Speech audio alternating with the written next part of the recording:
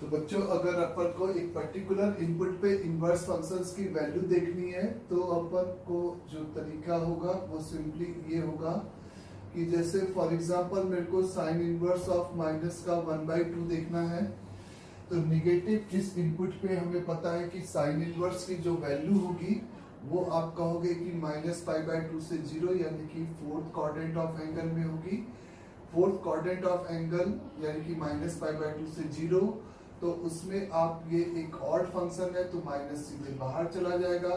तो ये आपका माइनस का π/6 इस तरीके से इसकी वैल्यू हो जाएगी। साइन इनवर्स ओवर -1/√2 था, तो आप सिंपली मेरे से कहोगे कि ये वैल्यू आपकी कितनी माइनस का π/4 हो जाएगा। Sign inverse over the √5 - 1 divided by 4 है, तो इसका मतलब इसकी जो वैल्यू है वो आप मेरे से कहोगे कि ये चूंकि पॉजिटिव आर्गुमेंट है वो 0 से π/2 एंगल जिसमें इसकी वैल्यू आपकी जिसमें इसकी वैल्यू आपकी इतने के बराबर होती है वो आपका 18 डिग्री यानी कि π/10 डिग्री ऐसे आप मेरे से लिखोगे। तो कोई भी इनपुट हो, जैसे फॉर एग्जांपल आपने लिखा cos इनवर्स ओवर 0, तो आप यहाँ पे देखोगे कि वो एंगल जिसपे cos की वैल्यू 0 हो जाती है, cos 0 1 नहीं लिखोगे, ये बहुत कंफ्यूजन होता है। वो आप एंगल जिसपे इस cos की इनवर्स की वैल्यू 0 यानी कि वो एंगल जिसपे cos की वैल्यू 0 यानी कि आपका आंसर होना चाहिए π/2।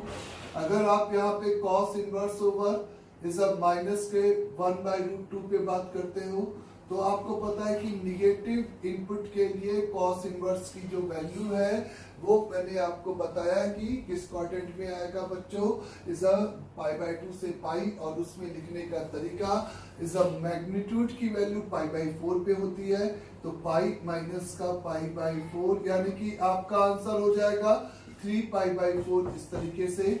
अगर आपको cos इनवर्स ओवर माइनस का √3 डिवाइडेड बाई 2 दे दिया जाए, तो आपके पास जो आंसर होना चाहिए वो सिंपली आपका क्या होना चाहिए, पाई माइनस का π/6 यानी कि 5π/6 इसका आंसर आप लिखोगे। cos इनवर्स ओवर 1 माइनस का √3 डिवाइडेड बाई 2√2 लिखा हुआ है, तो आपको ये पता है कि √3 - 1/2√2 इसकी पॉजिटिव वैल्यू यानी कि मैग्नीट्यूड वैल्यू ही, और वो आपको कितने पे 75 डिग्री पे मिलेगा, यानी कि 75 यानी कि 5π/12 पे मिलेगा।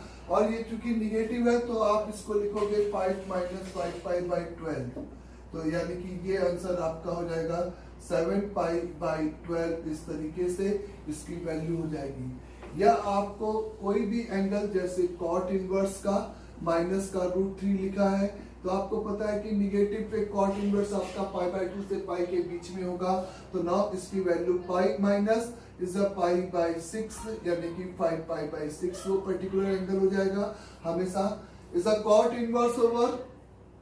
cot इनवर्स ओवर अगर आपको यहाँ पे मैंने लिखा 1/√3, तो आपको पता है कि ये 1/√3 यानी कि फर्स्ट क्वाड्रेंट 0 से π/2 में होगा। पॉजिटिव के लिए तो कोई डाउट है ही नहीं, हमेशा आंसर 0 से π/2 में होगा। तो 1/√3 यानी कि सिंपल π/6 इस तरीके से आपका आंसर, ये सॉरी बच्चों यहाँ पे π/6 और यहाँ पे π/3 सही है यहाँ तक। तो इसी तरीके से sec इनवर्स ओवर √2 लिखा हुआ है, तो √2 लिखा है, तो आपका आंसर कितना होगा बच्चों π/4। अगर cosec इनवर्स ओवर माइनस का √2 लिखा है, तो आपका आंसर कितना होगा, सिंपल माइनस का π/4, क्योंकि आपका ये फोर्थ क्वाड्रेंट यानी कि -π/2 से 0 के बीच में ये आपको इस तरह से आउटपुट वैल्यू क्या करता है, प्रोवाइड करता है। तो आपको इस तरीके से इस वैल्यूज की बात जब भी होगी तो आप आंसर लिख सकते हो। नाउ आगे अपन ने कुछ ग्राफिकल देखा, तो अगर मेरे से एक क्वेश्चन इस तरीके से पूछा जा रहा है कि find the value of a, find value of a for given equation, for the given equation आपके पास अगर एक is for find the value of a, आपको कहा गया है कि the given equation has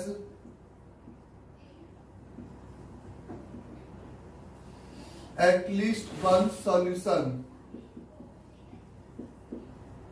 आपके पास एक की वैल्यू निकालो जिसके लिए उस गिवन में जो ऐसा एक कम से कम सॉल्यूशन हो उस इक्वेशन का। तो जैसे मैंने आपको पहला इक्वेशन लिखा बच्चों, सिंपली इज यहाँ पे sine inverse over is X is equal to the is mod of X minus का ए। तो आप कहोगे कि ए का वो वैल्यू चाहिए जिसके लिए इस इक्वेशन का कम से कम एक सॉल्यूशन हो। तो ऑब्वियस है ऐसा क्वेश्चन हम लोग ग्राफ से प्रोसीड करते हैं, ऐसा क्वेश्चन हम लोग ग्राफ से प्रोसीड करते हैं। एक जगह पे हम लोग यहाँ पर साइन इनवर्स का ग्राफ बनाएंगे और एक बार यहाँ पे हम लोग इज मॉड एक्स माइनस ए का ग्राफ बनाएंगे और इस तरीके से एडजस्ट करेंगे जिसके लिए ये दोनों ग्राफ एक दूसरे को ए पर क्या करे, एटलीस्ट एक बार क्या करे, इंटरसेक्ट करे।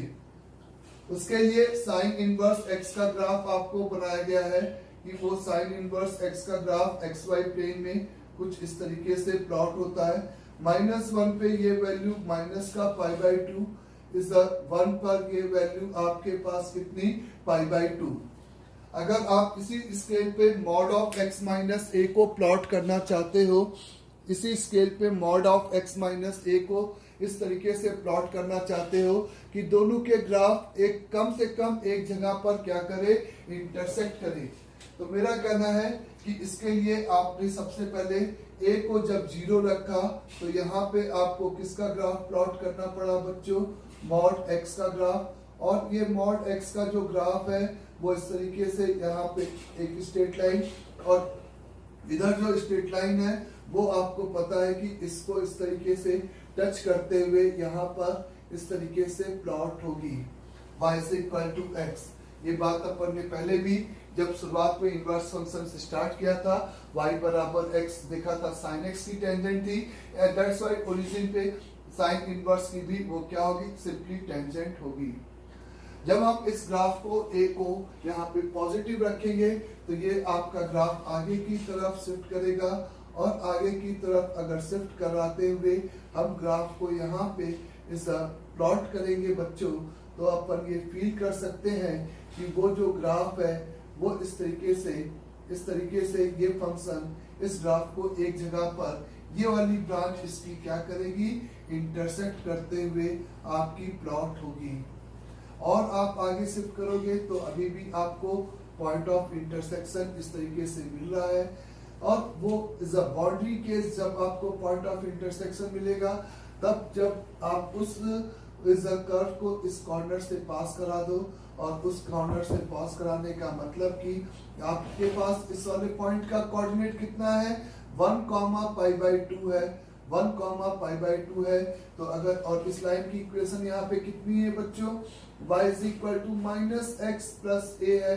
तो y की वैल्यू π/2, x की वैल्यू 1, तो π/2 इज इक्वल टू -1 + a, यानी कि a का value is equal to 1 plus का π/2, यानी कि वो पॉइंट जहां तक हम ग्राफ को शिफ्ट करेंगे वो आपका 1 + π/2, 0 हो जाएगा।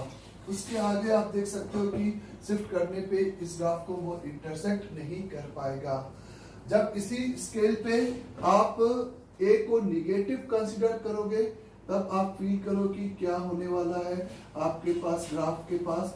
ये आपके पास कॉनकेव अपवर्ड ग्राफ है, आपके पास y = x। अब यहाँ पे आपने देखा कॉन्केविटी वर्ड का यूज हो रहा है क्योंकि ये आपकी यहाँ पे टेंजेंट थी और जैसे ही मैं जब ग्राफ को पीछे की तरफ शिफ्ट करूंगा तो वो हमेशा जस्ट इसके आगे इस तरह से इसको इस तरह से इंटरसेक्ट करते हुए ये ग्राफ जाएगा।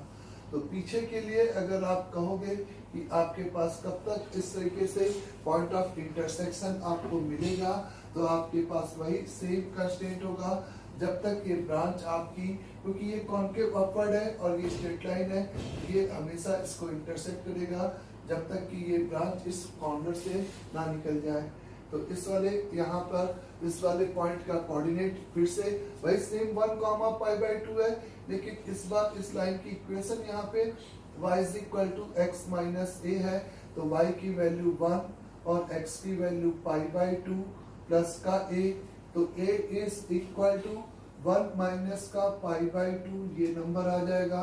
Means is a complete value of a की अगर हम बात करेंगे तो वो नंबर आपका 1 माइनस का π/2 कॉमा 1 प्लस का π/2 इज अ क्लोज ब्रैकेट। इस तरीके से ये आपका वैल्यू ऑफ a आएगा, जिसके लिए द गिवन इक्वेशन का एटलीस्ट वन सॉल्यूशन होगा।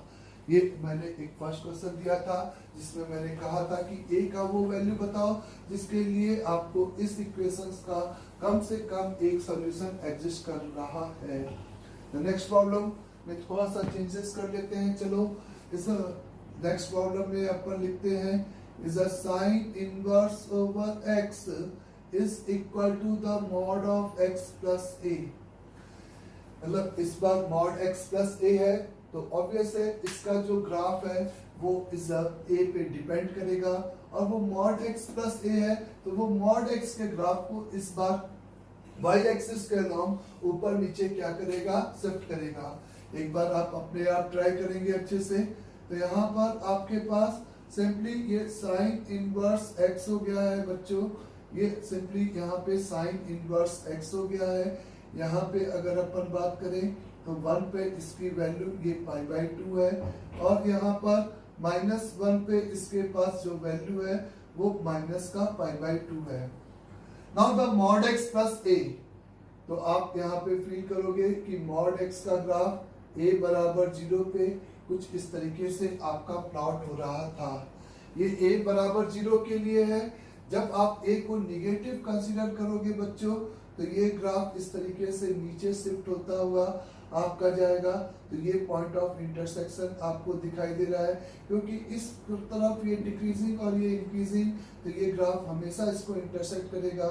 बाउंड्री कंडीशन ये होगी कि जब वो डिक्रीजिंग ग्राफ इसके इस साइड से पास कर जाए, तो इस वाले पॉइंट का कोऑर्डिनेट -1 कॉमा माइनस का π/2 है। लाइन की इक्वेशन अपने पास y is equal to minus का x प्लस का a है। y यानी कि माइनस का π/2 इज इक्वल टू 1 प्लस का a है, तो a का value is equal to minus का π/2 माइनस का 1 है। यानी कि वो a आ गया, जिसके लिए आप कह सकते हो कि आपको हमेशा एक ये निगेटिव में यहाँ से अब इसके नीचे शिफ्ट करेगा तो कोई सॉल्यूशन नहीं होगा, यानी कि हम a को इससे बड़ा रखेंगे।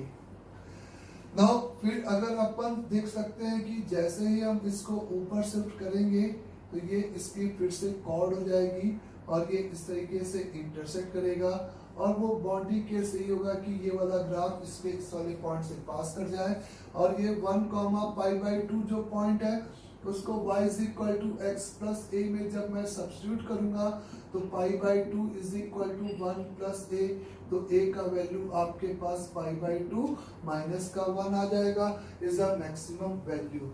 जिसके लिए अब इसके ऊपर आप शिफ्ट करोगे तो वो फिर उस ग्राफ को कभी भी मीट नहीं कर पाएगा।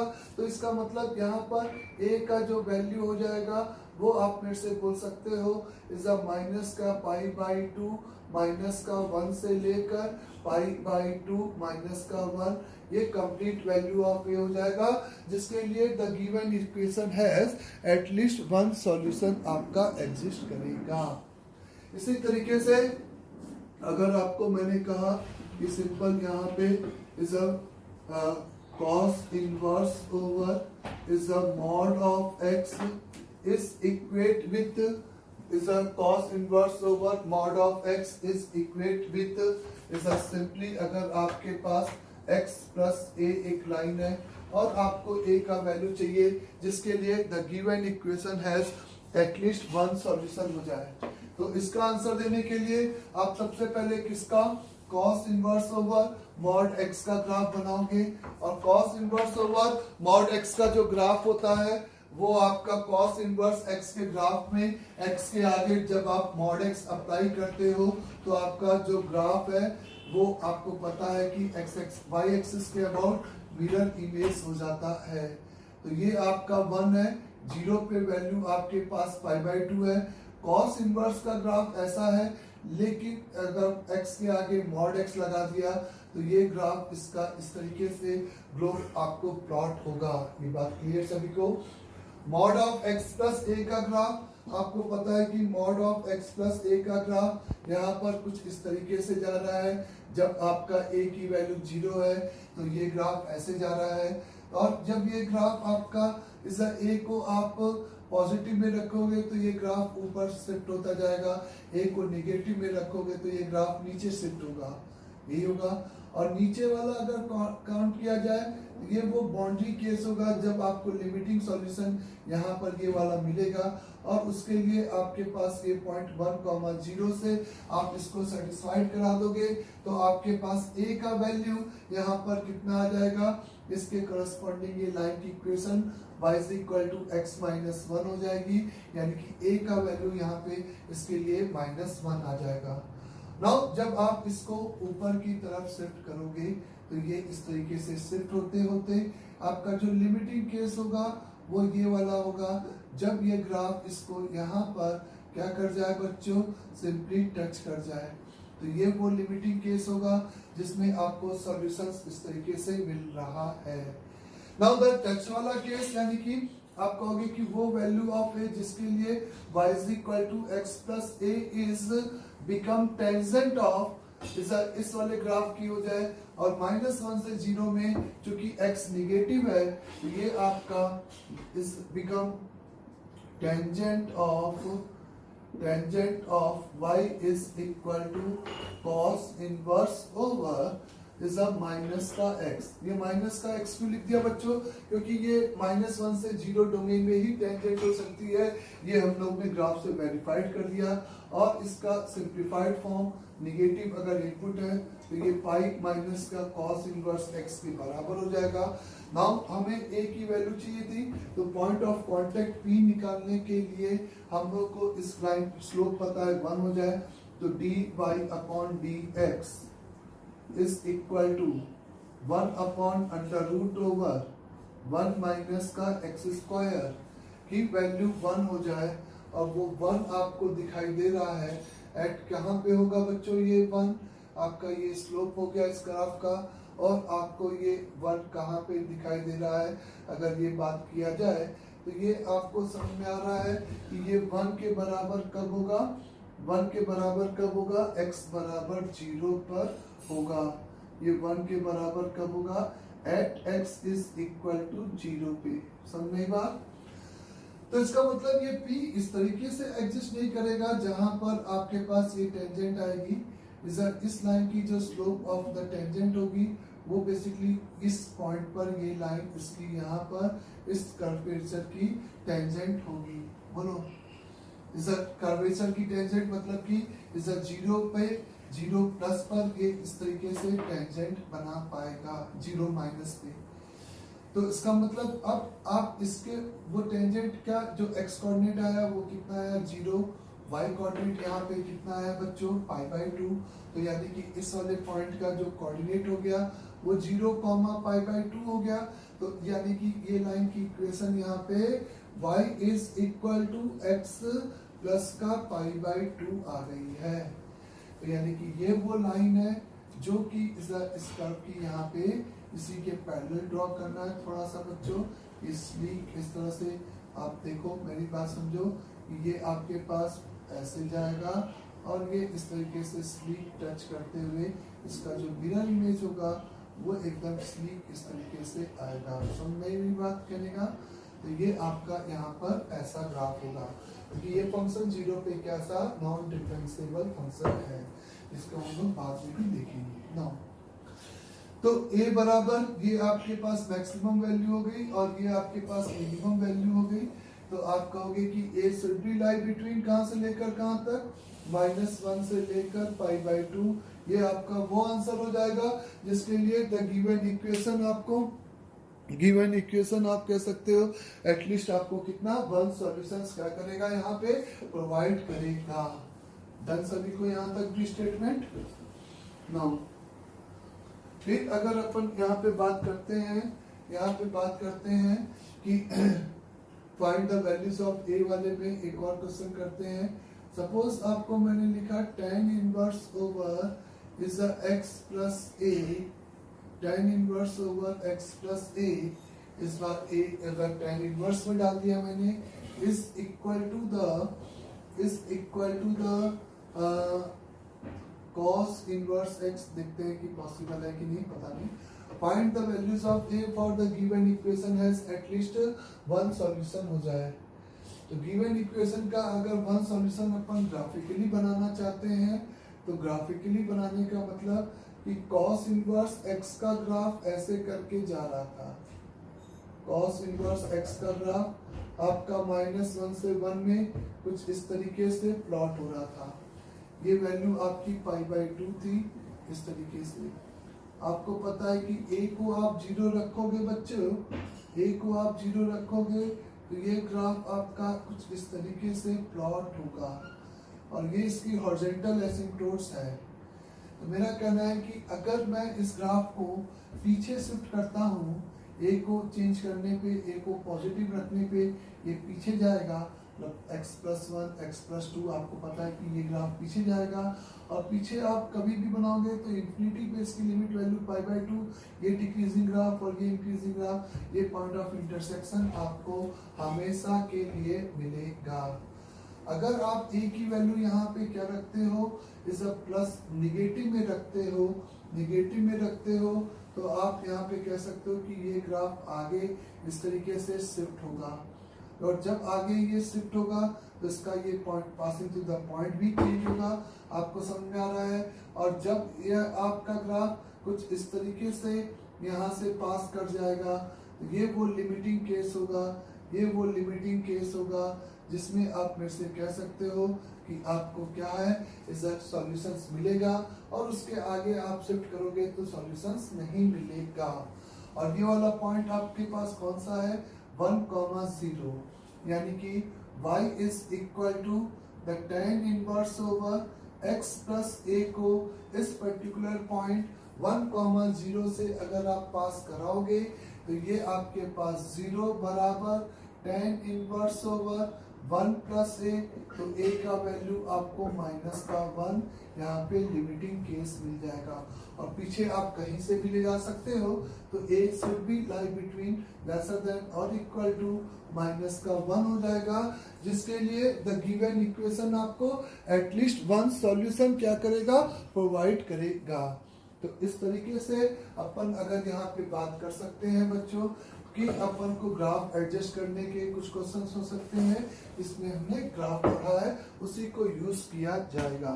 एनीहाउ फिर अपन ने देखा कि अगर fx एक आपका सिंपली बाइजेक्टिव फंक्शन है, एक सिंपल बाइजेक्टिव फंक्शन है अगर fx, तो आपको मैंने बताया कि अगर ये फंक्शन f आपका डिफाइंड है फ्रॉम a टू b और ये फंक्शन आपका सिंपली क्या है, बाइजेक्टिव है, तो फर्स्ट स्टेटमेंट अपन ने लिखा कि f over f inverse x की जो वैल्यू है वो x के बराबर होगी for all x belonging to the set b, क्योंकि set b is f inverse का डोमेन होगा। इज अ सेकंड स्टेटमेंट अपन ने यहाँ पे ये लिखा बच्चों कि f over f inverse x की जो वैल्यू है, f इनवर्स इधर और fx की जो वैल्यू है इज इक्वल, यहाँ से हटा दिया पावर, तो इसकी जो इस फंक्शन की, इस कंपोजिट फंक्शन की वैल्यू भी x के बराबर होगी और for all x belonging to the set A के लिए। ये फर्स्ट हो गया और ये आपका सेकंड हो गया। f ऑफ x आपका सिंपली एक कैसा फंक्शन है, बाइजेक्टिव फंक्शन है अगर ऐसा है। तो इस बात को अगर आप यहाँ पे देखो, अगर आपको केवल fx बराबर sin x दे रखा है तो मैं ये नहीं कहूंगा कि ये फंक्शन एक इन्वर्टेबल फंक्शन है, यानी कि इसका इन्वर्स फंक्शन एग्जिस्ट करेगा, लेकिन एज पर अपन ने स्टैंडर्ड इसका इन्वर्स फंक्शन डिफाइन कर दिया साइन इन्वर्स x। ये भले आपका इन जनरल रियल नंबर से लेकर -1 to 1 कोडोमेन में रखा जाए तो आपका ये many one and many one and कैसा फंक्शन होगा बच्चों, many one and onto function होगा। लेकिन इसको मैं -1 से 1 और इसको कोड डोमेन अगर मैं -π/2 से π/2 रखूंगा तो हमेशा ये फंक्शन मेरा क्या कहलाएगा, is a 1-to-1 and onto function. ठीक है, ये इस फंक्शन का इनवर्स नहीं है। एफ और एफ इनवर्स आपस में, एफ इनवर्स तब बोलना चाहिए जब आपको ये मैं -π/2 से π/2 और एक्सक्लूडिंग इज अप टू -1 से 1 डिफाइन करूं, तब अगर ये एफ एक्स है तो ये एफ इनवर्स एक्स ऐसे लिखना चाहिए। तो इसका मतलब अगर आपको फर्स्ट कॉम्बिनेशन की बात किया जाए तो y is equal to the sine of sine inverse x function को अगर मैं सिंप्लीफाइड करूंगा तो sine of sine inverse x function मेरा हमेशा के लिए x हो जाएगा। हमेशा मतलब जिसके लिए इनवर्स फंक्शन एग्जिस्ट करता है, और वो एग्जिस्ट करता है is a for all x belonging to the -1 से 1 के लिए। तो ये फंक्शन x के बराबर होगा -1-1 डोमेन में। इसके बाहर ये फंक्शन आपका डिफाइंड नहीं है। तो y बराबर x और y बराबर दिस इज नॉट से आइडेंटिकल, क्योंकि y बराबर x तो -∞ से ∞ के लिए डिफाइंड होगा। तो इस फंक्शंस का जो ग्राफ यहाँ पे प्लॉट होगा वो एक सिंपल लाइन सेगमेंट होगी, और वो लाइन सेगमेंट आपको याद रखना है कि -1 से 1 के लिए ही केवल डिफाइंड होगी। इसके बाद ये फंक्शन आपका डिफाइंड नहीं होगा। सिमिलरली अगर मैं y is equal to cos over cos inverse x की बात करूं तो ये फंक्शन भी सेट b यानी कि -1 से 1 के लिए हमेशा x के बराबर होगा, और इसके बाहर तो ये डिफाइंड भी नहीं होगा। तो इसलिए for all x belonging to -1-1 मैं ऐसा लिख सकता हूं, और इसका ग्राफ भी सेम एज इट इज ऐसा ही होगा। तो इन दोनों फंक्शंस का ग्राफ एक लाइन सेगमेंट होगी y बराबर x, एक लाइन सेगमेंट होगी y is equal to simple x होगी। बोले बच्चों, नाउ यहाँ पे अगर अपन y is equal to the tan inverse x की बात करेंगे तो ऑब्वियस है ये आपका x होगा। और आप अगर tan इनवर्स का डोमेन को याद करो तो tan इनवर्स का डोमेन ऑल रियल नंबर था, तो ये x belonging to the real number के लिए ऐसा होगा। और इसका जो ग्राफ है वो आपका ये पूरी की पूरी line identity function y is equal to x के बराबर होगा। और in fact y is equal to the cot over the cot inverse of x भी आपका डायरेक्टली x होगा for all x belongs to the real number के लिए, और इन दोनों फंक्शन का यही सेम ग्राफ होगा। फिर यहाँ पे अगर अपन बात करते हैं y is equal to sec over sec inverse x की बात करते हैं, तो sec over sec inverse x का जो ग्राफ है वो आपको मैंने कहा sec इनवर्स का डोमेन, sec इनवर्स का डोमेन आप कहां से लेकर कहां तक बोलोगे बच्चों, sec इनवर्स का डोमेन आप मेरे को बोलोगे -∞ से -1 यानी कि mod x ग्रेटर देन और इक्वल टू 1, वही सेम सेट लिखा हुआ है। तो यहाँ पे ये -∞ से 1, और इस पूरे डोमेन में ये जरूर x के बराबर होगा, तो ये 1 होगा, 1 पे वैल्यू 1, और ये इस तरीके से एक ले जाएगी, और ये डॉटेड लाइन इस रे का पार्ट नहीं होगा, -1 पे -1, और इस तरीके से ये रे इस तरीके से पास करेगी। और यही सेम ग्राफ आपका किसका भी रहेगा, cos over cosec over cosec inverse x का यहाँ पर ये ग्राफ रहेगा। Cosec of cosec inverse x की अगर हम बात करेंगे, cosec of cosec inverse x की बात करेंगे तो ये कॉम्बिनेशन भी आपका x होगा फॉर ऑल x या mod x ग्रेटर देन और इक्वल टू 1 के लिए, जो कि यही सेम सेट होगा।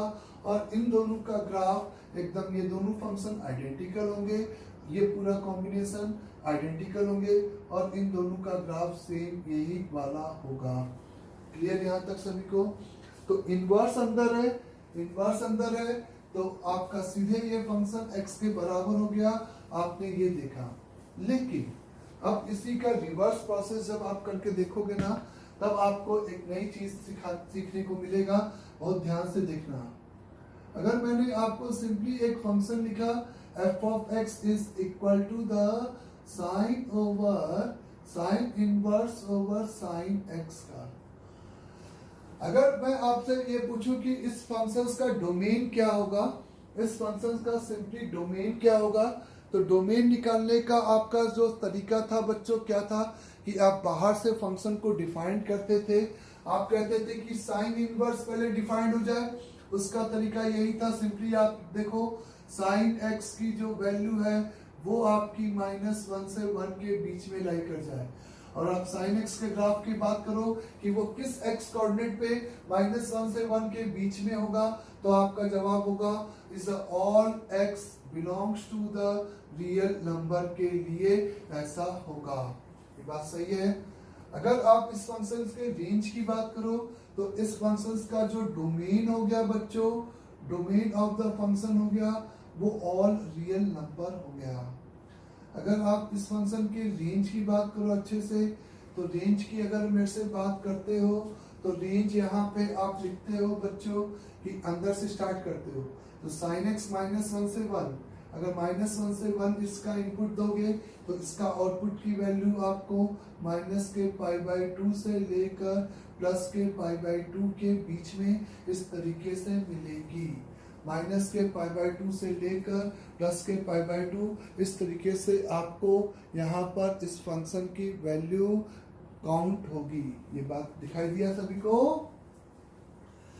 लेकिन आप अगर ये सोचो कि f of x is equal to sine inverse sine x की वैल्यू हमें सीधे x लिख देना चाहिए, तो ये तो आपका डोमेन और रेंज ही कंट्राडिक्ट कर रहा है कि अगर ये सही में हमेशा के लिए x हो जाता तो रेंज भी तो रियल नंबर मिलता। क्यों ऐसा बोला? क्योंकि आपने साइन एक क्या था, मेनी वन फंक्शन था, उसके डोमेन को इज मॉडिफाइड करके या इज कट करके उसको 1 to 1 बनाया था, और प्रिंसिपल डोमेन जिसमें साइन इन्वर्टेबल बोला गया था वो अपन ने -π/2 से π/2 लिया था। यानी कि ये फंक्शन आपका केवल x उसी सेट A में होगा जिसमें ये 1 1 एंड ऑन टू था, जिसमें अपन ने इस फंक्शन का इनवर्स इसको लिखा था। तो यानी कि यहाँ पर f of x is equal the sin inverse over sin x की वैल्यू x होगी। ये बात सही है, लेकिन all x belongs to real number के लिए नहीं होगी। केवल for all x belonging to the close bracket -π/2 से लेकर +π/2 के लिए ही ऐसा होगा। f of x sine inverse of sine x का वैल्यू x के बराबर केवल इसी डोमेन सेट में होगा, इसके बाहर ऐसा नहीं होगा। ये बात सभी को क्लियर हो गई होगी। अब इसके बाहर इस फंक्शन